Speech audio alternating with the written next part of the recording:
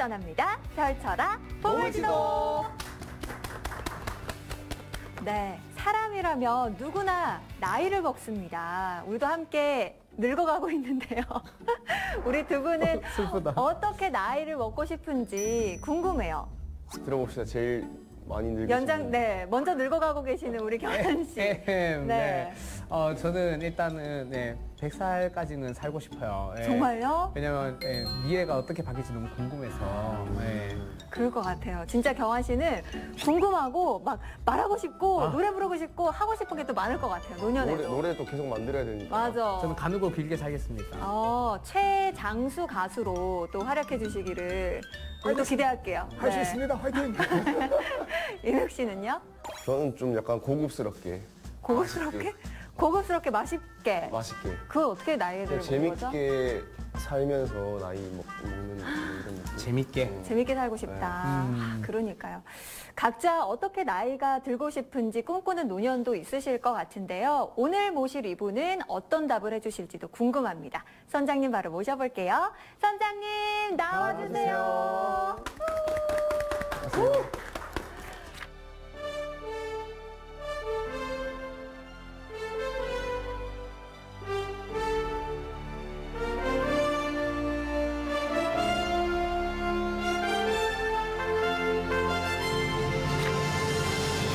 우리 선장님께서 지금 계시는 곳이 노년내과라고 들었거든요. 네. 사실 노년내과가 조금 생소하기도 해요. 어떤 곳인지 좀 알려주시죠. 네, 노년내과는 어르신이면서 어느 정도 이상 노쇠가 있고 복잡한 여러 가지 질환들이 동반되는 경우에 질병을 중심으로 보지 않고 사람을 중심으로 놓고 여러 가지 질병이나 또는 기능적인 문제나 드시고 계신 약들이 어떻게 상호작용을 하는지를 좀 파악을 하고 불필요한 것들은 좀 덜어내기도 하고 또 놓치고 있는 것들은 또 추가해드리기도 하는 그렇게 사람을 중심으로 진료하는 겁니다. 그러면 이제 무조건 뭐 65세 이상이라고 해서 가는 곳이 노년내과는 아니고 나이가 그것보다 어리더라도 저희라고 하더라도 저도 갈 수 있나요? 안에는 노인과 똑같다 하면 가도 되는 곳이네요. 아직 안 오셔도 되고요. 참 많은 분들이 특히 이제 SNS에서 저한테 그렇게 질문을 하세요. 굵고 짧게 사는 게 좋은지 가늘고 길게 사는 게 좋은지. 그런데 취향 아닌가? 취향이라고 볼 수도 있는데 사실 그 말은 모순이에요. 왜 그러냐면 이제는 현대의학이 너무 발달해서 여기 계신 세 분 저 포함해서 이제 대부분이 한 100세 정도까지는 사신다고 보셔야 됩니다. 너무 길다. 예, 지루한데요. 지루하지 않을 겁니다. 그리고 지루하지 않아요. 이게 사실은 뭐 저희 병원도 그렇고 정말 이제 의료 서비스가 좋아졌고요. 지금 태어나는 여성 기준으로 기대 수명이 92세 정도가 됩니다. 이미. 또 하나가 사람이 나이가 들면 들수록 동년배에서 이미 돌아가신 분들이 사실은 평균 수명 계산에 포함이 되기 때문에 그 말인즉슨 지금 살아있는 분들의 수명은 사실은 점점 내가 나이가 들수록 조금씩 늘어납니다. 그래서 기대 수명을 65세 시점에 계산해 보면 그 분들이 0세일 때 기대되는 것보다 오히려 수명이 좀 더 길어지는 효과가 있죠. 이제 그러다 보니까 이제 100년 정도는 살아야 된다라고 계산을 해놓고 우리가 또 준비를 해야 됩니다. 그런데 굵고 짧게라는 개념이 젊어서 바짝 즐기고 그러고 나서 빨리 죽겠다. 약간 이런 개념이잖아요. 근데 사실은 사람의 즐거움이라는 게 좀 팔자소관입니다. 이게 무슨 얘기냐면 제가 경험할 수 있는 어떤 즐거움의 정도를 제 팔자가 정해놓은 것보다 현격하게 더 많이 즐기는 어렵습니다. 그거는 제 도파민 시스템, 제 뇌의 어떤 즐거움을 주는 시스템이 정해져 있는 정도거든요. 그래서 더 즐거운 거를 계속해도 어차피 제가 가지고 있는 도파민 시스템이 계속 다운이 됩니다. 계속 내려가요. 계속 역시를 그렇죠. 역시가 더 올라가는 거죠. 그러다 보니까 뭐 술을 더 먹고 또는 마약을 더 한다 해서 어차피 제 팔자에 있는 굵기가 더 두꺼워지지는 않아요. 그럼 난 30살까지가 도파민이 끝인데 100살까지 살면 나머지 70살을 지루해질 수도 있다는 그래서 거예요. 무슨 얘기냐면 더 즐거운 방향으로 삶을 살게 되면 결국에는 그게 노화 속도를 빠르게 만드는 생활 습관이랑 관련이 있고 그 말은 어차피 내가 즐길 수 있는 정도는 가늘고 길게 살겠다고 마음을 먹으나 또는 굵고 짧게 살겠다고 마음을 먹으나 똑같아요. 총량이 있다. 네, 어차피 총량이 있는 거죠, 즐거움은. 그런데 만약에 이제 70세 정도에 이미 내가 노쇠해지고 또 집 밖을 나오기가 어려워지고 또 간병인 쓰셔야 되고 침상 생활 하시게 되면 남은 여생 동안은 사실은 삶의 질이 많이 떨어지죠. 그렇죠. 그러면 오히려 그러니까 더 총량으로 보면 더 가늘고 사는 기간은 어차피 동년배랑 비슷할 수도 있는 거예요.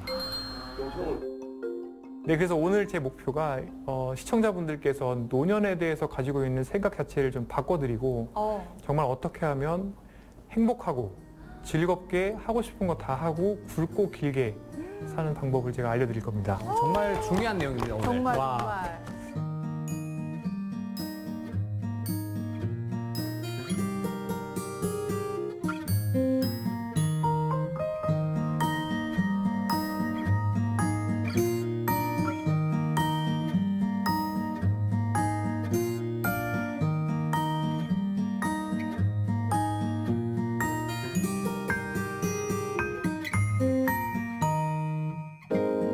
우리가 가지고 있는 생각을 좀 바꿔야 됩니다. 지금 사실은 이제 TV를 틀거나 유튜브를 켜면 맨날 우리나라 망했다는 다큐멘터리들이 나오고요. 또 출산율이 계속 줄어듭니다. 네. 그러다 보니까 뭐 우리나라 이제 희망이 없다, 뭐 정해진 미래다. 그래서 뭐 여러 가지 그런 부정적인 뉴스 기사들이 계속 나옵니다.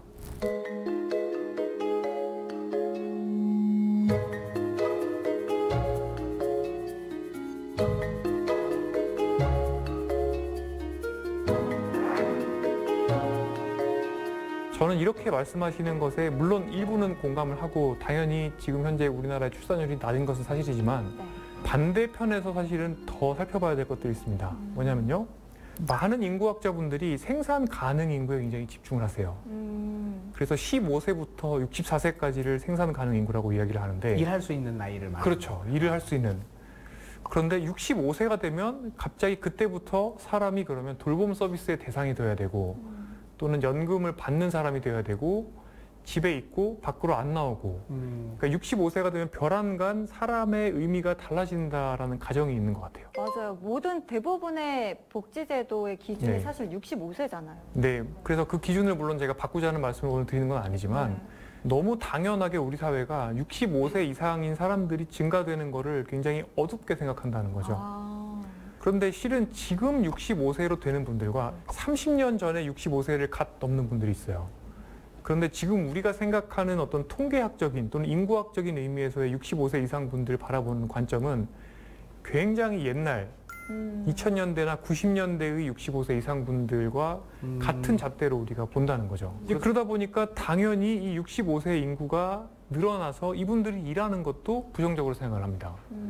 예를 들어서 나를 위한 인지 예비능을 높일 수 있는 신체 활동, 사회 활동, 인지 활동을 늘리는 것과도 관련이 있어요. 지금 뭐 일본이나 싱가포르나 다른 나라들은 어떻게 하면 건강 수명을 늘리면서 동시에 더 나이가 들어도 현역 생활을 유지하게 만들까를 고민합니다. 평생 현역 마인드로 일을 하는 거는 나를 위한 활동이란 말이에요. 그런데 우리나라에서는 오히려 노년기에 일을 한다고 하면 그건 그냥 노년 빈곤이다 이렇게 얘기를 해버리고 당연히 응당 노년기에는 사회가 정해놓은 그 모습을 따르는 것이 너무 당연하다고 생각을 하는 거죠. 청년이 그냥 쉬었음이라고 요새 이야기를 하면 사회 문제다라고 또 보도를 많이 합니다. 근데 실은 청년이 일을 안 하면 그거는 청년 실업이고 노년은 65세가 지나는 순간 그때부터 일할 권리를 또 빼앗겨야 되는 건 또 아니거든요. 그래서 생애주기 관점에서 봤을 때는 어쨌든 일을 가지고 있는 것이 일을 또 하는 것이 적어도 내 머리를 위해서 좋은 거고 또 내 다리 근육, 신체 기능을 위해서도 좋은 거고 또 사람들과 관계를 맺으면서 또 뇌의 자극도 받게 되고 여러 가지가 또 좋다라고 생각을 해야 되는 거죠. 그럼 우리 엄마 말이 맞은 거네. 왜요? 어머니가 지금 나이가 70이거든요. 네. 올해. 집에 있으면 아프대. 나 지금 쉬라고 하거든요. 집에 있으면 몸 아프다. 움직여야 난 돼. 일해야 된다. 이래. 일리 맞는 말이네요. 말이에요. 근데 실제로 되게 가만히 있는 게 제일 안 좋고 정말 그게 종교 활동이 될 수도 있고 봉사 활동이 될 수도 있는데 자꾸 밖으로 나오셔야 되는 겁니다. 댁 밖으로 나오시고 사람을 만나고 부대껴야지 그 기능 상태가 유지가 되는데요.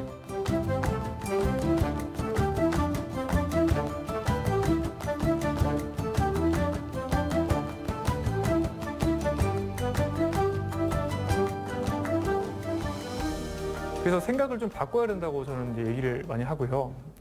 실은 한 나라의 사람들의 노화 궤적은 결국에 개개인들이 어떻게 나이 드느냐가 결정을 하는 거죠. 물론 이것을 이제 인구 집단 면에서 국가적으로 시스템을 바꿔서 사람들이 더 건강하게 나이 들게 만드는 나라들도 있습니다. 대표적으로 이제 일본인데요. 네. 어떻게 보면 우리는 일본만 공부해도 사실은 맞아요. 중간은 갑니다. 왜냐하면 일본이 뭐 한 15년에서 20년 빨리 우리나라보다 나이 들었기 때문에. 근데 첫 번째로 일단은 일본은 그걸 알았어요. 아, 어르신들이 간병인을 안 쓰시려고 하면 근력 운동을 해야 되고 스트레칭을 해야 되겠구나.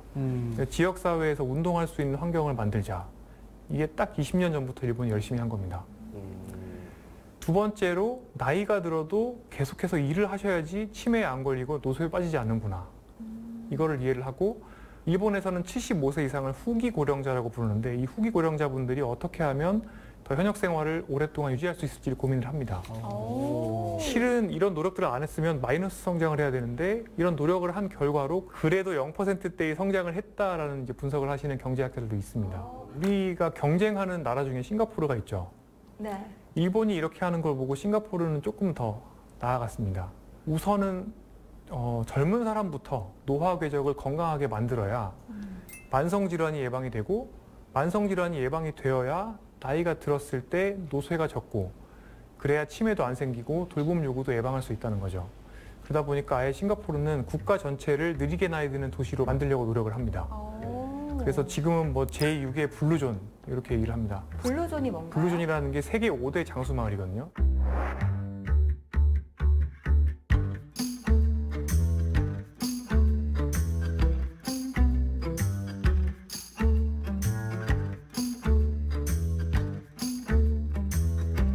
백세인들이 많은 지역들을 살펴보니까 공통적인 생활 습관들이 있다는 거죠.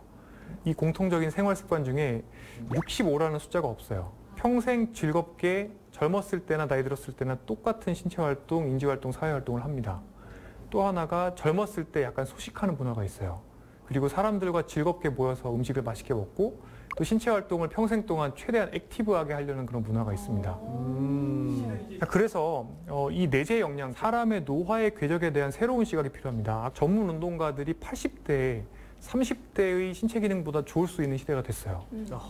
그 말인즉슨 우리가 당연히 옛날부터 알고 있었던 그냥 30대 중반 이후부터는 뭐 눈도 침침해지고 신체 기능도 점점 떨어지고 인지 기능도 떨어져서 정말 70대가 되면은 아픈 노년을 보내야 되는 이런 것들을 과거에 우리가 노년에 대해서 가지고 있던 생각이라고 한다면 앞으로는 나의 내재 역량, 그러니까 나의 성능을 계속해서 개발시킬 수 있는 방식으로 나이 드는 것이 대세가 될 수 있다는 겁니다. 근데 실제로 사람의 노화 속도는 소프트웨어입니다. 소프트웨어적으로 빨라질 수도 있고 느려질 수도 있고 조정이 가능하다. 네, 여기 계시는 분들도 다 노화 시계가 지금 몇 배속으로 가고 있을지는 알기는 어려운데 그게 1배속이 아니고 2배속일 수도 있고 0.5배속일 수도 있어요. 네, 20대 중반의 청년 1000명을 모집을 해서 20년 동안 노화 속도를 분석을 해봤거든요. 네. 뉴질랜드에서 분석을 했는데 최저는 0.5배속이에요. 최고는 2.5배속까지 나옵니다. 2.5배속이요? 네, 2.5배속이면 20년 동안 50년어치 늙은 거예요.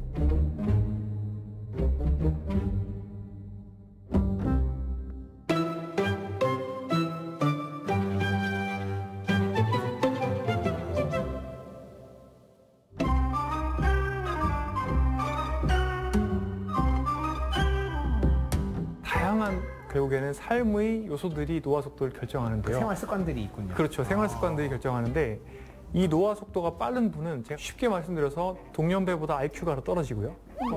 그다음에 여러 가지 관절 가동 범위라든지 네. 근력이나 이런 것들이 더 떨어져요. 빨리 고장나고. 그리고 얼굴도 조금 더 나이 들어 보이게 되고. 그런데 이게 젊었을 때는 티가 잘 안 납니다. 근데 보통 왜 40대가 되면 본인의 얼굴에 책임져야 된다는 얘기 많이 하잖아요. 맞아요. 그런 것처럼 이제 60대가 되면 본인이 가지고 있는 질병 목록에 조금 책임을 져야 됩니다. 그래서 저희 그룹이 한국인, 66세 한국인 100만 명 데이터를 다운을 받아서 이분들의 고장 정도를 가지고, 다시 말해서 내재 역량 정도를 가지고 줄을 쫙 세웠습니다. 고장 정도가 많은 분, 가장 많은 분들은 가장 적은 분들에 비해서 76세, 그러니까 이후에 10년 동안 노화를 경험한 다음에 76세에 돌아가실 가능성이 4배 이상 높았습니다.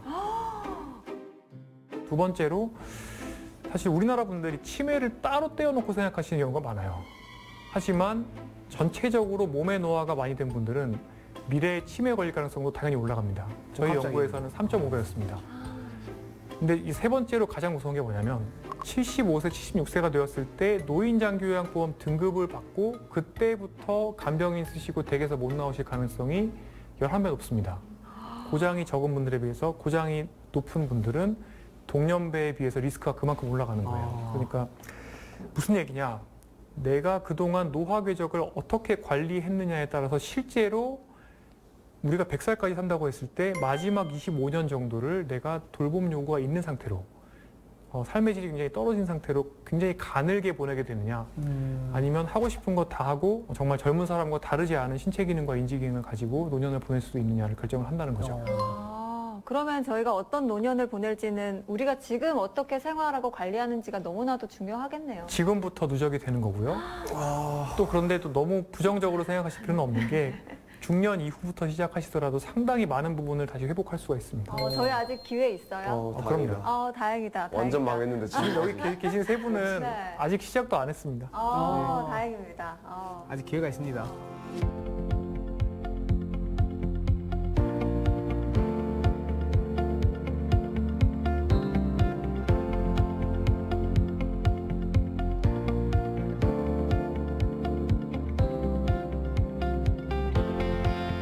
노화 속도와 어떤 게 그런 관련이 있느냐 굉장히 궁금하실 궁금해 겁니다. 죽겠어요. 네. 근데 이 그림이 사실 노화 속도에 뭐랄까 얼기설기 얽혀 있음을 그림이 이제 복잡합니다. 보여주는 건데요. 네. 네. 굉장히 복잡하죠. 제가 노란색으로 표현한 것들이 지금까지 사람 연구를 통해서 노화 속도 또는 기대 수명에 뚜렷한 영향을 준다라는 것이 확실히 알려진 것들입니다. 먹는 거 굉장히 중요하죠. 먹는 거. 그 다음에 신체 활동 중요하죠. 그 다음에 잠 얼마나 잘 자느냐. 네. 그 다음에 스트레스. 이 스트레스와 연관되는 내가 생각하는 삶의 자세. 그 다음이 이제 음주와 흡연 같은 또 기호식품. 내가 어떤 것들을 즐기느냐 이런 것들인데 이런 것들이 근데 다 거미줄처럼 연결되어 있습니다. 어떤 의미냐면 내가 최대한 빠른 시간 내에 돈을 모아야겠다. 그리고 그 다음에 파이어를 하고 그 다음부터는 욜로를 하겠다. 그런 분들 많으세요. 요즘에는 또 그런 게 또 각광을 네. 받지 않습니까? 4시간만 자야 되고 굉장히 일을 열심히 하고 맞아요. 또 엔잡을 하고 네. 이제 그런 마인드셋으로 내가 삶을 채워넣고 모든 시간에 잠은 줄이고 도파민으로 즐거움으로 가득 삶을 채워넣고 또 성취로 채워넣는다. 제가 요즘 그렇게 살고 있습니다. 그러시군요. 그렇게 되면 이제 큰일 수면이 났다. 줄어들죠. 어. 잠을 아끼게 되면 스트레스 호르몬이 굉장히 올라갑니다. 스트레스 호르몬이 올라가게 되면 콜티솔이라고 우리가 부르는데 콜티솔이라는 물질이 항상 계속 높아져 있는 상태에 살게 되면 첫 번째로 뇌가 녹습니다. 뇌가 녹아요? 네. 녹아요? 큰일 났다. 스트레스는 전두엽 기능을 떨어뜨리고 실제로 스트레스 호르몬이 전두엽 기능을 떨어뜨리며 해마 기능을 떨어뜨린다. 그러니까 전두엽 기능은 사람을 사람으로 만들어주는 뇌거든요. 하기 싫은 거 해야 되는데 내가 하려면 전두엽 기능이 나와줘야 됩니다. 의지력과도 관련이 있고. 네, 의지력이랑 관련이 있고 자기 통제. 기억을 하려고 해도 전두엽 기능이 필요하고 기억을 끄집어내려고 해도 필요합니다. 두 번째, 해마가 쪼그라듭니다. 그럼 치매에 가까운 데가 되는 거예요. 어떡해. 기억력이 떨어지는 거. 오, 세 번째로 큰일 났네. 스트레스를 많이 받는 사람은 편도체가 활성화됩니다. 편도체가 활성화된다고요? 네, 편도체는 화가 나거나 맹수가 나를 쫓아오거나 아니면 내가 욕심을 부리고 싶거나 이럴 때 활성화가 되는 뇌이중추죠. 분노 조절이 잘 안 되고 막 이런 거잖아요. 그렇죠. 이 세 가지가 결국에는 충동 조절이 안 되는 사람을 만들죠. 그래서 저는 의지력으로 생활 습관 관리가 불가능하다고 얘기를 합니다. 의지력은 왜냐하면 한계가 있다. 네, 전두엽 기능이 떨어지고 편도체가 활성화되면 그 사람은 결국에 자연히 손이 가는 게 더 자극적인 음식, 더 기름진 음식, 술, 담배, 그다음에 쇼폰 비디오, 결국에 도파민을 주는 것들을 더 쫓게 됩니다. 쇼츠나 릴스 같은 것도. 네, 그래서 결국에 저게 요즘 말로 하면 도파민 중독 상태고 불교식으로 얘기를 하면 번뇌입니다. 번뇌. 네. 이 악순환이 사실은 뇌에 계속 영향을 주는데 편도체가 과활성화되게 되고 스트레스가 많으면 잠은 더 못 자요. 스트레스는 회복 수면을 방해합니다. 회복 수면. 네, 스트레스가 많으면 잠을 들기가 어렵고 잠이 얕아지고 잠을 일찍 깨요.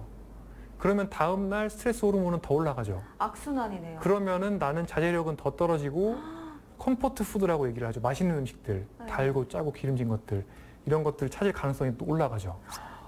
지금 사실 방송 보고 계시는 분들 가운데 내 하루를 이야기하시네? 하는 분들이 분명 많으실 거거든요. 지금 찔린 사람 여기도 막 있어요. 이렇게. 예. 아니 근데 궁금한 게 있습니다. 네. 사실 그 술 좋아하시는 분들은 그런 생각 한단 말이에요. 네. 그러니까 술을 먹지 않고 매일 스트레스 받기. 네. 매일 소주 한 병씩 먹고 스트레스 전혀 안 받기. 이거 둘 중에 선택을 하라면 뭐가 더 몸에 좋아요? 안타깝게도 매일 소주 한 병을 꾸준하게 드신다고 하면 그분의 몸에는 굉장히 스트레스 호르몬이 많이 증가되게 됩니다. 그러니까 그 오히려? 기본으로 느끼는 스트레스가 아니고 몸에서 신체적인 거라는 거죠. 네, 그래서 저희 아버지에게 꼭 전해줘야겠습니다. 나도 네. 우리 아버지가 매일 1병 하거든요. 우리가 좋아하는 여러 자극들, 도파민을 빠르게 쉽게 주는 것들은 대부분 도파민들. 또 반대급부가 있습니다. 콜라 한 잔을 원샷하면 혈당이 쭉 올랐다가 그 다음 혈당이 다시 떨어지는데 떨어질 때는 저혈당이 생겨요. 네. 저혈당이 생기면서 스트레스를 또 받거든 사람이.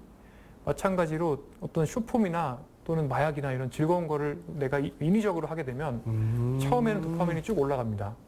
그러다가 도파민 레벨이 쭉 떨어지면서 그때 스트레스를 받습니다. 스트레스 받으면 또 뭐 전두엽이 높고 또 높고 이렇게 점점 안 좋아지는. 네. 내가 좋아하는 거 자꾸 다 하지 말라는 것처럼 들려. 콜라도 맞아요. 못 먹고 네. 술도 못 먹고 아. 쇼츠도 못 보고. 그러면은 넌 뭐하고 오늘 살아? 이야기를 토대로 해서 나는 술을 안 먹으면 스트레스를 너무 받기 때문에 오히려 그게 몸에 안 좋아라고 말하는 분이 계시면 오늘 우리 선장님 말씀을 전하면 되겠네요. 네, 실은 그게 모순된 이야기고 아. 오히려 술을 드시기 때문에 스트레스를 더 많이 받는 사람일 수가 있고 술이 사실은 술을 마시고 주무시게 되면 회복 수면이 전혀 되지 않아요. 뇌가 원래 자면서 회복이 돼야 되는데 음주 상태로 특히 술 취해 있는 상태로 혈중 알코올 농도가 높은 상태로 수면을 취하게 되면 거의 뇌가 회복이 되지 않기 때문에 빠르게 또 치매나 이런 인지기능 저하가 진행이 될 수가 있죠.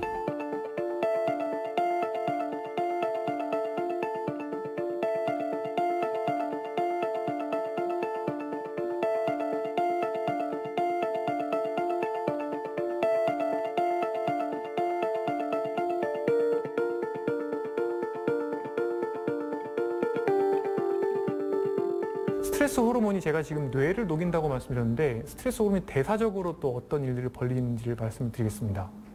스트레스 호르몬이 높게 되면 내 몸으로 들어오는 에너지를 내가 어떻게 활용할지가 바뀝니다. 적당한 스트레스 호르몬 대비 굉장히 높은 스트레스 상황에서는 내 몸으로 들어오는 에너지가 근육이나 간의 건강한 형태로 저장되기가 어렵고 안 좋은 지방에 저장될 가능성이 높아집니다. 어디예요? 복부 지방, 두 번째가 지방간, 세 번째는 근육에 있는 마블링, 근내 지방이죠. 그러니까 안 좋은 지방 삼총사로 내가 섭취한 에너지가 들어갈 가능성이 증가돼요. 쓸데없는 곳에 기름이 끼게 된다. 그렇습니다. 그런데 이 기름들은 지방 호르몬 중에 나쁜 호르몬들을 만들어내게 되고 또 렙틴이라고 해서 내가 충분히 밥을 먹었을 때의 포만감을 느끼는 호르몬이 있는데 이 호르몬에 대한 저항도 만들게 되고요. 또 염증 물질을 분비하고 인슐린 저항성을 만들어요. 그럼 포만감을 잘 못 느껴서 더 먹게 되는. 더 먹게 되고 그 에너지는 또 지방으로 가고 근육으로는 안 가니까 또 인슐린 저항성이 생기면 근육을 잘 못 만들거든요, 사람이. 그러면 근육은 빠지고 배는 나오는. 그래서 제가 저 ET 그림을 그려놓은 겁니다. 저 ET 저희 회사에 많이 계신데 저희 회사나 제 친구들 중에 많아요, ET. 네, 네, 현대인들은 사실 많이 갖고 있는 그죠, 배낭 체형이잖아요. ET. 네, 맞습니다. 실제로 우리나라 3040 보면 남성은 절반 정도가 거의 비만이고요. 여성은 평균 체지방률이 30% 정도 됩니다. 마른 비만. 네, 마른 비만이 정말 많은 거죠. 그러니까 현대 사회에서 굉장히 자극적인 음식과 술과 수면을 내가 충분히 취하지 못하는 환경, 잠을 못 자는 환경에 노출되어 있다 보면 결국에 몸에 스트레스 호르몬이 많아지고 그 다음에 따라오는 거는 식습관이 나빠지고 또 근육이 축나게 되면 활력이 떨어지니까 운동은 못 하게 되고 그러면 근육은 더 축나고 모든 것들이 악순환을 돌게 되는데 다 연쇄적이네요. 이 상황에서 인슐린 저항성이 오게 되고 또 염증 물질이 나오게 되면 내 노화 시계가 빨라집니다. 내 몸의 노화 속도는 가속 노화로 가는 거죠. 그러다 보면 노화세포가 몸에 많이 생기게 되고 이 노화세포는 또 1군의 염증 물질을 분비하기 때문에 이 염증 물질은 또 근육을 녹이고 고혈압, 당뇨, 고지혈증, 대사질환, 만성질환을 가속시키는 거예요. 그 결과로 또 뇌혈관이 나빠지면 또다시 전두엽 기능이 떨어지게 되고 해마 기능이 떨어지니까 결국에 가속 노화는 가속 분해를 만들고 가속 치매를 만들고 그만. 예, 이게 다 뱅글뱅글 도는 겁니다. 약은 계속 늘고. 계속 똑같은 이야기 이렇게 한 10시간 할 수 있을 것 같아요. 이게 뭐, 그렇기 때문에 생활 습관은 여러 가지 노화 속도에 영향을 주는 인자들은 거미줄처럼 엮여 있기 때문에 한 가지만 내가 과락에 빠지면 나머지 요인들도 같이 나빠지게 됩니다. 그렇기 때문에 이 과락을 피하고 최소한을 지켜주는 게 굉장히 중요하다는 거죠. 근데 대부분의 우리 건강 프로를 보시거나 아니면 유튜브 비디오를 보면 뭐를 해라, 뭐를 먹어라, 뭐 맨발 걷기를 해라, 뭐 이런 식으로 나오는데 사실은 내가 더 잘 하려고 노력을 하는 것보다는 나에게 여러 가지 내재 역량 또는 노화 속도와 관련 있는 도메인 영역 중에서 가장 취약한 부분을 채우려고 하는 노력이 중요합니다.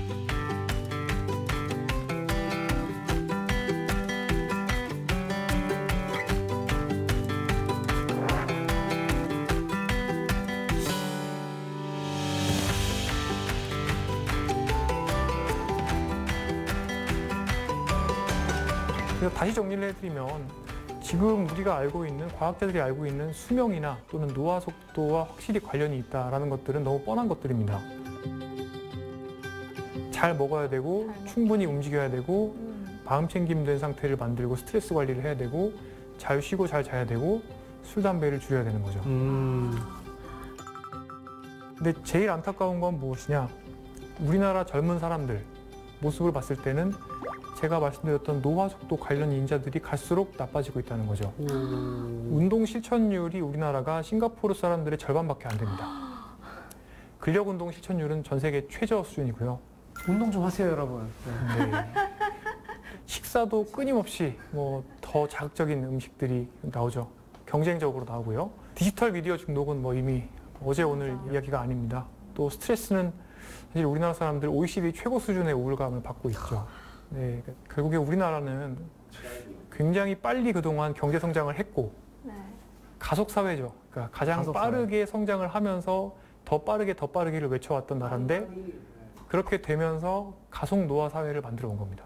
근데 사실 보는 분들은 또 그런 생각 많이들 하실 것 같아요.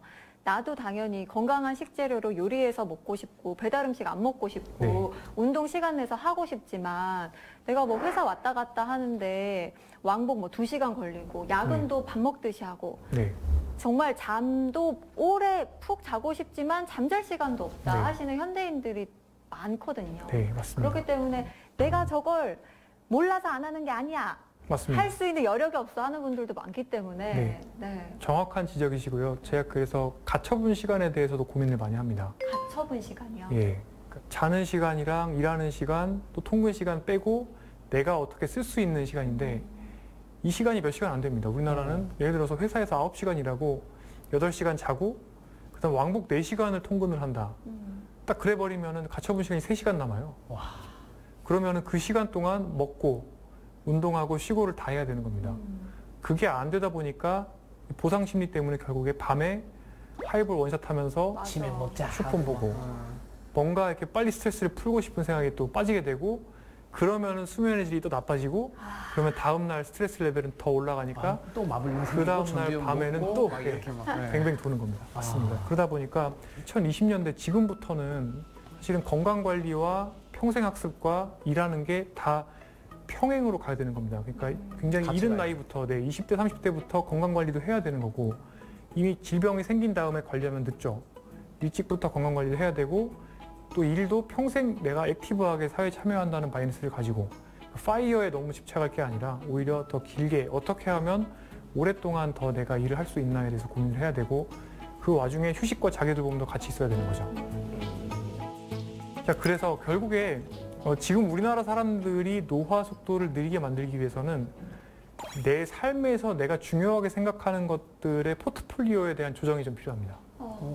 더 즐기고 싶고 더 빨리 이루고 싶고 더 많은 것들을 가지고 싶고 다 이해가 되지만 그런 것들만 중요하게 생각을 하고 나에 대한 자기 돌봄, 자기를 돌보지 않으면 무언가 건강한 생활 습관을 끼워 넣을 때가 하나도 없는 거예요. 내가 생각하는 삶에서 중요한 것들, 재조정이 필요한 거죠. 그 재조정 이후에 나에게 중요한 것에 공간이 좀 생겨야 그 다음에 그 공간에 건강한 것들을 집어넣을 수가 있는 겁니다.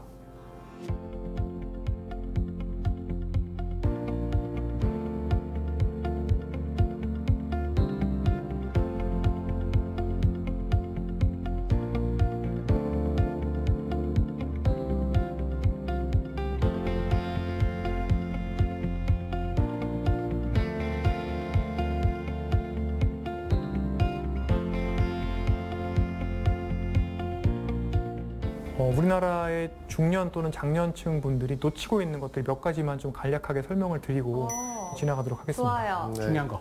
첫 번째는 우리 몸을 어떻게 써서 평생 100세 동안 걸을 수 있는 시스템을 만드는 겁니다.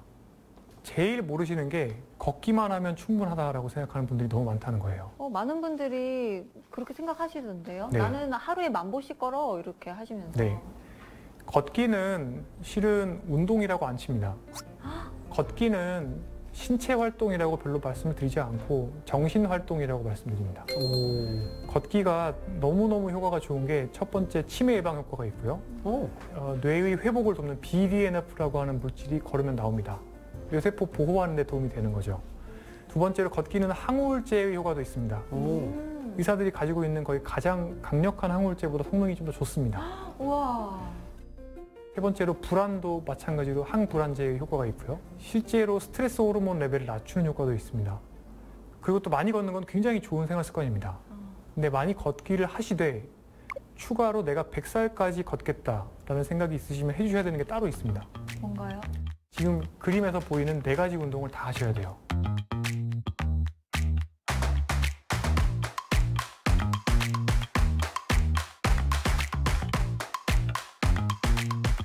첫 번째 유산소 운동입니다. 유산소 운동. 걷기도 유산소 운동의 일종이긴 한데 걷기는 앉아있는 것에 한 3배 정도의 에너지만 씁니다. 제가 말씀드린 유산소 운동은 앉아 계시는 것에 한 5배에서 9배 정도가 넘어가는 에너지를 쓰는 운동입니다. 자극이 좀 와야 된다. 네, 그래서 숨을 헐떡일 정도요? 네, 숨이 좀 차야 되고요. 그다음에 땀도 좀 나야 됩니다. 그러니까 어르신들도 운동할 때 그렇게 해야 된다는 거죠? 네. 그래야지 심폐지구력이 유지가 되거나 향상될 수가 있습니다. 꾸준하게 이 일을 해주시면 정말 80대에도 젊은 성인과 비슷한 심폐지구력을 가지실 수가 있어요. 네. 그다음에 두 번째로 저항 운동입니다. 이건 근력 운동인데요.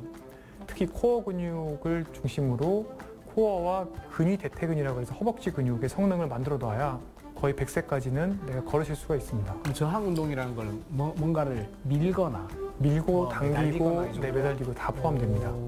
그다음 세 번째로 유연성 운동입니다.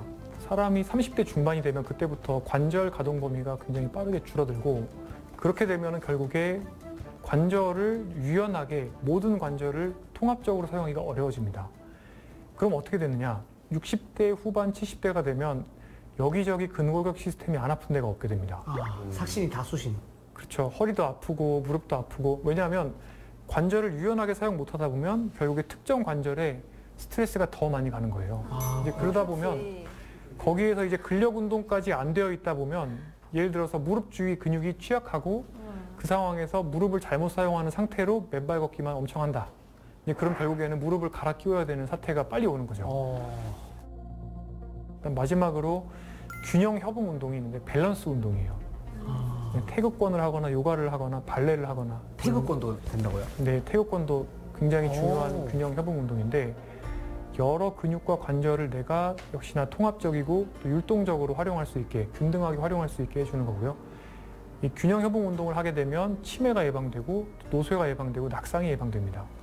그러면 진짜 이렇게 해보는 것도 다 네, 도움이 되나요? 굉장히 도움이 되죠. 이 4가지 운동을 다 해주셔야 사실은 80대 후반이 되어도 휠체어 타고 저한테 오시지 않고 그냥 본인 버스 타고 오셔서 본인 다리로 걸어서 제 진료실에 들어올 수가 있죠. 정말 자극적인데 네, 확 와닿네요. 그래서 이 4가지 운동을 반드시 다 하셔야 되고 이 운동을 배워주셔야 됩니다. 전문가한테. 배워야 돼요? 네. 혼자 하면 안 돼요? 제가 좀 좋아하지 않는 질문이 뭐냐면 운동 동영상 충분히 보여달라고 하시는 분들이 있어요. 네. 그 다음에 어떤 운동 하는지 찍어달라고 하시는 분들이 있는데 그게 불가능합니다. 왜냐하면 사람마다 해야 되는 운동이 달라요. 그분들의 취약성과 또는 과발달된 어떤 시스템에 따라서 그러니까 예를 들어서 저 같은 경우는 대퇴의 앞면이 굉장히 발달해 있고 둔근이 취약합니다. 제가 해야 되는 운동과 또 반대인 사람들의 운동이 달라져야 되고요. 운동 자세도 조금씩 개인별로. 달라져야 되고 예를 들어 저 같은 경우는 이제 러닝을 너무 좋아하기 때문에 반대로 관절 가동 범위도 취약하고 또 근력은 예를 들어서 둔근이나 코어는 좀 취약합니다. 그러면 요가 다니실 생각이 있으십니까? 그래서 저 같은 경우는 필라테스를 따로 또 해주는 식으로 보충 운동을 해주거나 꽈락을 막기 위해서. 네, 또 운동 선생님들을 만나러 다닙니다. 근데 이렇게 해줘야 되는데 보통은 본인이 잘 하는 방식으로 해석을 해서 유튜브를 보고 따라하세요. 유튜브 보시고 그냥 운동하시는 걸 추천드리지는 않고 선생님을 만나서 피드백을 받으면서 운동을 하시는 게 좋다라고 말씀드리죠. 그래도 조금 돈을 써야겠네요. 운동할 때 돈을 쓰시라. 네, 그래서 제 핵심 메시지 중에 하나는 이제 영양제 살 돈으로 운동을 배우시라. 운동에 시간 쓰는 거는 자기 돌봄 활동이다라고 생각을 하시고 투자를 하셔야 되는 겁니다.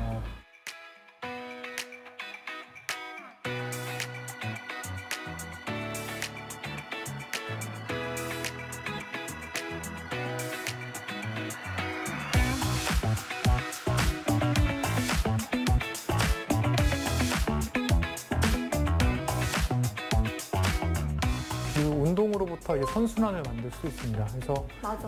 네, 운동은 약이다라고 말씀을 많이 드립니다.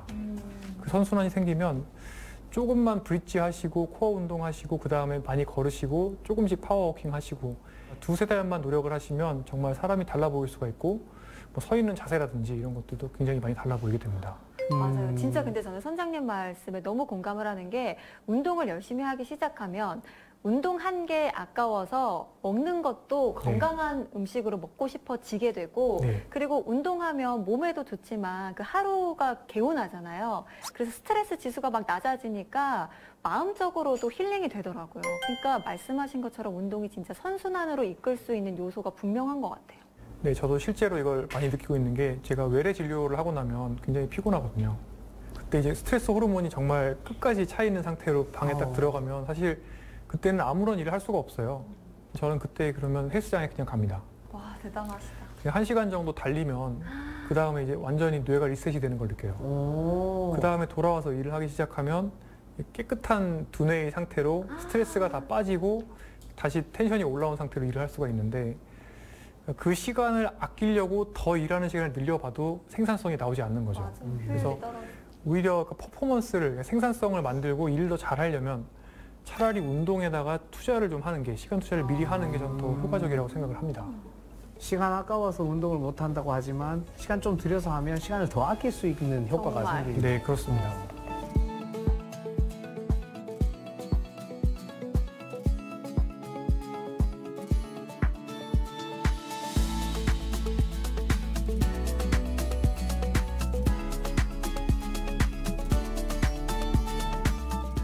그 다음이 이제 마음 챙김인데요. 마음 마음 챙김. 네, 이거 어려워요, 마음 챙김. 마음 챙김이 어려운데 네.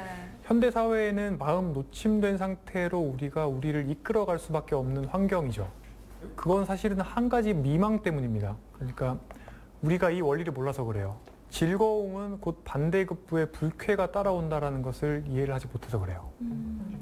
처음에 쾌락 자극을 숏폼을 본다거나 하이볼을 원샷 한다거나 또는 뭐 담배를 핀다거나 해서 쾌락 자극을 느끼게 되면 처음에는 우리 몸에 기댐 핵이라는 뇌의 앞부분에 있는 핵이 있는데 여기서 충분한 즐거움을 느낍니다. 하지만 그 즐거움이 또 빠져나가고 나면 그 다음엔 반대급부의 스트레스가 따라오는데 문제는 이 자극이 반복될수록 오늘도 똑같은 자극을 받고 내일도 받고 모레도 받고 자극이 반복되면 될수록 기댐 핵은 점점 더 둔감해지게 됩니다.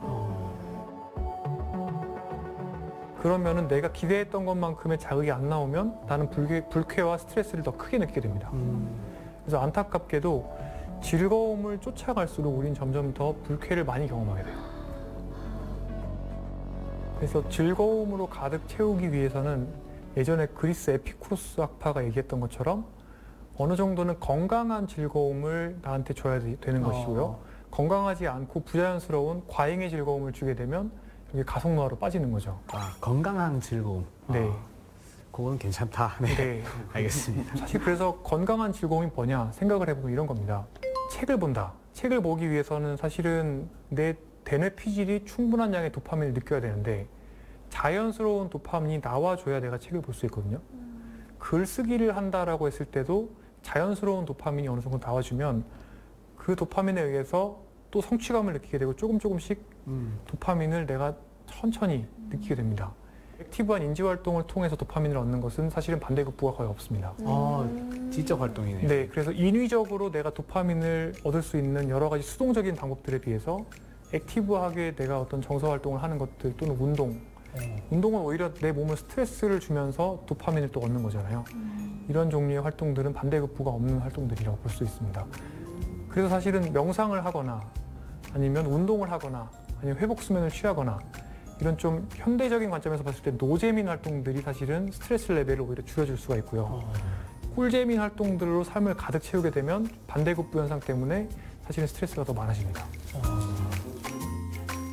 실제로 스트레스 호르몬은 앞서 말씀드린 것처럼 뇌 건강에 안 좋기도 하고요. 한편으로는 그 자체가 가속 노화를 만듭니다. 왜냐하면 대사 건강에서 처음에 말씀드린 것처럼 내 몸으로 들어오는 에너지를 더 많은 부분을 건강하지 않은 지방으로 집어넣게 되고요. 마블링 생기고. 네, 마블링도 생기고 지방감도 생기고요. 또 그런 지방 조직들은 만성염증을 만들고 또 인슐린 저항성을 악화시키는데 이 인슐린 저항성이 또 노화 속도랑 밀접한 관련이 있거든요. 또 스트레스 호르몬이 많으면 면역력도 떨어져요. 우리가 면역력을 증가시키는 뭐 아연을 먹는다, 또 뭐 영양제를 먹는다 많이 얘기하시는데 사실 면역력을 좋게 만드는 방법 중에 스트레스 관리하는 것만큼 좋은 방법이 없습니다. 정말 중요한 거네요. 네, 왜냐하면 스트레스 호르몬, 콜티솔이라는 게 사실 내과 의사들이 실제로 면역 억제를 위해서 사용하는 약이기도 하거든요. 네, 실제로 그렇습니다. 그래서 스트레스를 많이 받는 사람이 감기도 잘 걸리고 중병에도 잘 걸리고 심지어 면역세포가 자연스럽게 제거해줘야 되는 암세포 제거가 잘 안 되기 때문에 스트레스를 많이 받으면 암도 걸릴 수 있는 겁니다. 네, 그래서 정말 그 스트레스 관리는 굉장히 중요한 노화 제어의 활동이면서 사실은 스트레스를 직접적으로 관리하는 것만큼 중요한 게 나에게 중요한 것들의 포트폴리오를 바꿔서 인위적인 자극들을 빼내는 과정도 굉장히 중요한 거죠.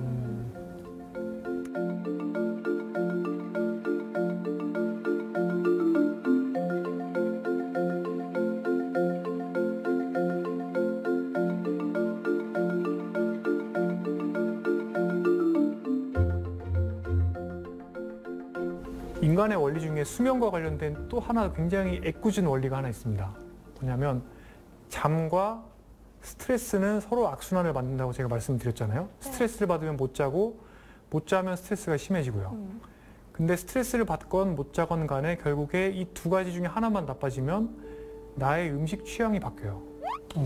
더 먹고 싶고 더 해롭게 먹고 싶고 더 먹으면서 즐기고 싶고 스트레스 풀고 싶어지고 그 결과로 노화 속도가 빨라지고 대사적인 노화가 진행이 돼요. 대사적인 노화가 진행이 되면 또 내 머릿속에서는 아밀로이드 베타라는 뇌 독소 단백질이 더 빨리 쌓이게 되고 또 수면의 질이 떨어져요. 왜냐하면 인슐린이 많이 분비가 되게 되면 사람 몸은 붓게 되고 그러면 밤에 코 골게 되고 수면의 질이 떨어지니까 아밀로이드 베타 제거는 안 되게 되고요.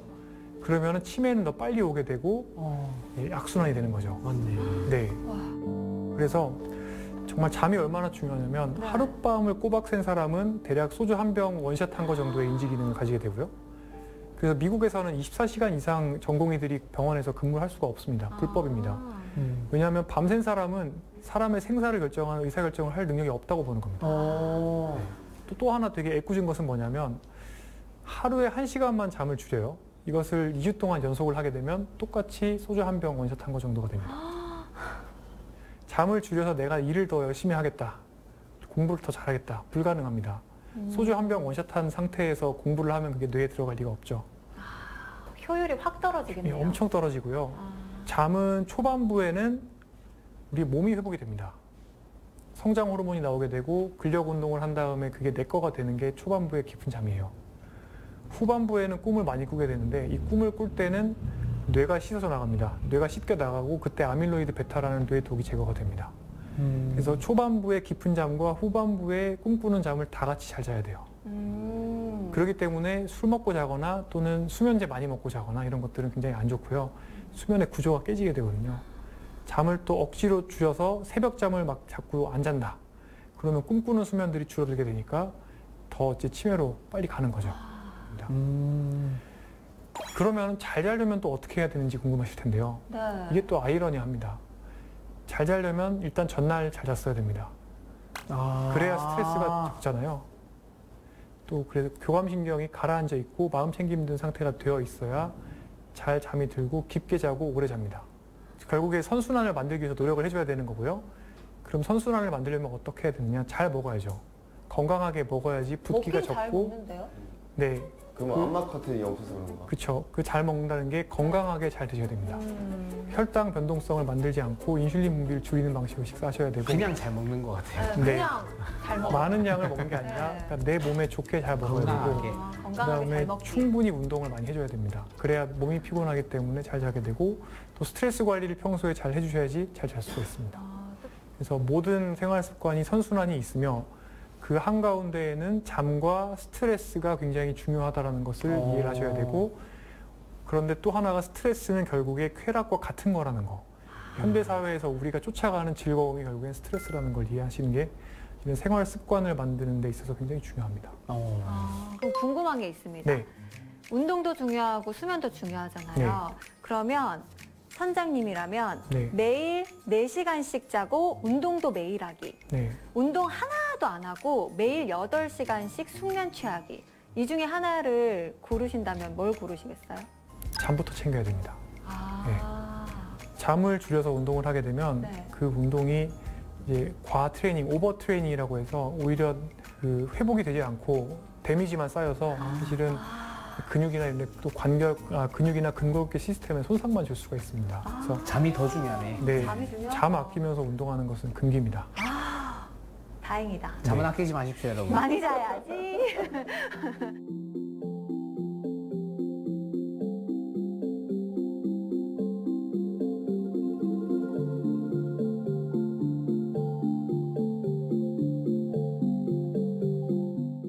또 하나가 젊었을 때 해야 되는 것과 나이 들었을 때 해야 되는 게 조금 달라질 수 있어요.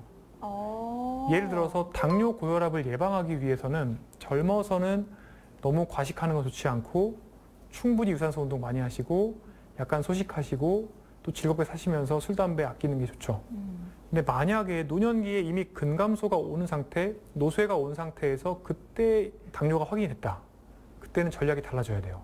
왜 그러냐면 노년기가 되면 몸이 바뀌어요. 그때부터는 단백질을 충분히 드시고 하루 세끼 균등하게 나누셔서 복합 탄수화물과 단백질을 충분히 섭취하셔야 그래야 겨우 근력 유지가 돼요.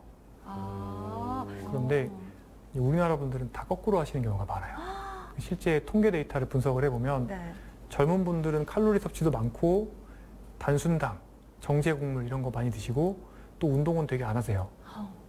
그러다가 연배가 드신 다음에 그때부터 갑자기 뭐 정말 하루에 몇 시간씩 맨발 걷기 하시고 정말 잡곡밥만 드시고 채소만 드시고 아침에는 또 식욕 떨어지거든요. 네. 노년기가 되면은 씹기가 힘들고 식욕도 떨어지기 때문에 고기가 안 땡겨요. 그러다 보면 아침에는 채소만 드시고 소식하면 오히려 속이 편하다라고 저한테 오셔서 말씀하시는데 사실은 그렇게 말씀하시는 분들일수록 더 잘 드셔야 돼요. 100만큼 드시고 싶으시면 120 정도는 드셔주셔야 되고 단백질을 잘 드셔주셔야 되고 고기도 많이 드셔야 되는데 오히려 그 시기가 되면 고기를 드시기 싫다 이렇게 말씀하시는 분들이 많아요. 참 이게 인생이 얄궂다라는 네. 생각이 드는 게 젊었을 때는 고기가 그렇게 땡기거든요. 네.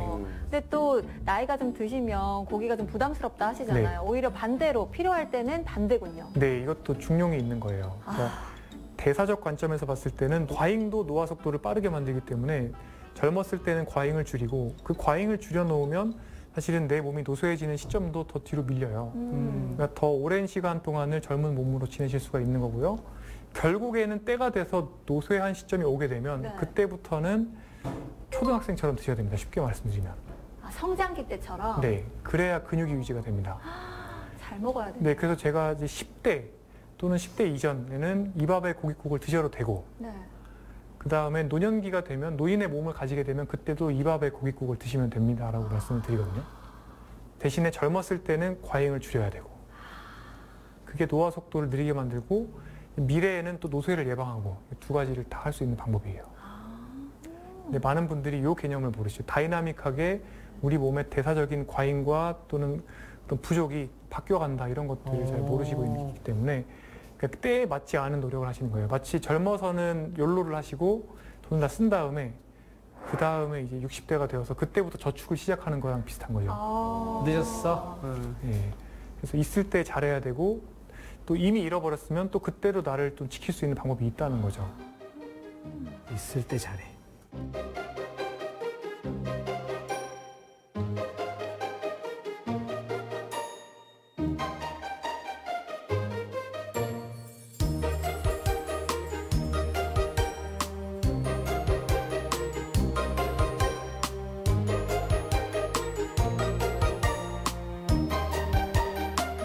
저 사실 뭐 건강 이런 쪽에 관련된 거라서 부모님 때문에 좀 열심히 들으려고 했는데 또 살짝 궁금한 게 있는데 아까 뭐 병원이 뭐 1차 뭐 어쩌고 했었잖아요. 몸이 좀 안 좋으시면은 한 군데 병원을 그냥 계속 가는 게 좋은 걸까요? 그게 원래는 1차 의료 선생님이 계시다고 하면 단골 의사 선생님한테 가는 게 맞습니다. 그런데 지금 우리나라는 실질적으로 1차 진료를 수행하는 의사가 전체 개원의의 30% 정도나 그 이하인 것으로 통계가 잡혀 있습니다. 그러니까 한마디로 1차 의료 시스템 또는 주치 시스템이 없는 나라이기 때문에 현실적으로는 질병 중심으로 병원 진료를 받으셔야 되고 그럼에도 불구하고 지역사회에서 확보를 하실 수 있다면 또는 접근하실 수 있다고 하면 단골 의사 선생님, 나를 알고 있는 의사 선생님을 한 분 두는 게 좋습니다. 오늘 전반적으로 느리게 나이 먹는 법에 대해서 우리 선장님이 알려주셨는데요. 그렇다면 오늘 강의 한마디로 정리를 해보자면요. 한마디로 정의하면 중용이 있습니다. 중용. 네. 과잉이 있는 시기에는 그 과잉을 줄여야 되고 결핍이 생기는 시기에는 그 결핍을 줄여야 되고요. 그리고 운동을 하건 일을 하건 밸런스를 찾아야 되는 거죠. 오늘 제가 말씀드렸던 내용들을 다 종합을 하면 중용이라는 딱 한 단어가 남을 겁니다.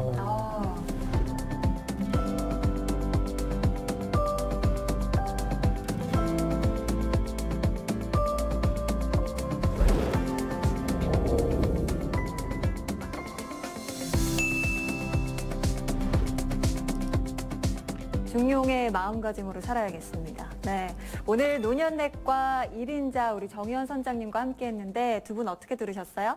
노년내과 자체를 오늘 처음 들어서 엄청 생소했는데 사실 우리나라도 그렇지만 고령화되고 있는 사회에서 앞으로 계속 더 수요가 늘어날 것 같아요. 그래서 사실 오늘 우리 선장님이 시청자분들 그리고 뭐 저희 가족한테도 너무 유용한 지식이어서 네, 저는 한 번 더 돌려보게 할 것 같고 우리 가족한테도 보라고 네, 강조를 하고 싶을 정도로 오늘 엄청난 내용이지 않았나 싶습니다.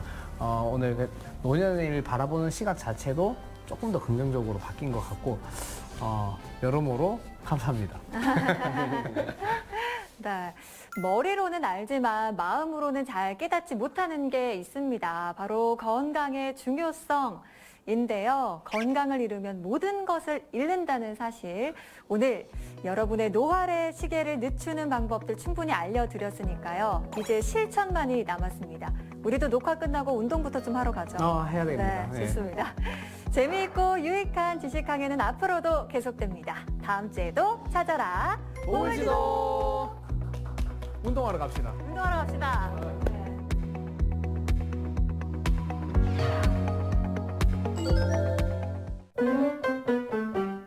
두 분은 어떤 음식을 가장 좋아하세요? 짜장면. 짜장면 좋아하신다고 선생님이 네. 말씀하셨는데요. 점심 때 짜장면과 콜라를 같이 곁들여 드시게 되면 오후 1시에는 혈당이 오르면서 굉장히 졸리죠. 2시 때 이제 혈당이 떨어지기 시작하면서 3시가 되면 굉장히 배가 고픕니다. 맞아요. 그때쯤에 또 디저트 먹어줘야 네. 되거든요. 그리고 저녁 9시가 되면 치맥이 필요하죠. 노화의 가속 페달은 계속해서 밟아지는 거죠. 짜면 안 먹을게요. 그래서 반대로 식사만 좋은 방식으로 내가 바꿔도 건강하게 바꿔도 사실은 많은 것들이 좋아질 수가 있죠. 음식으로요? 네. 빨리 가르쳐 주세요.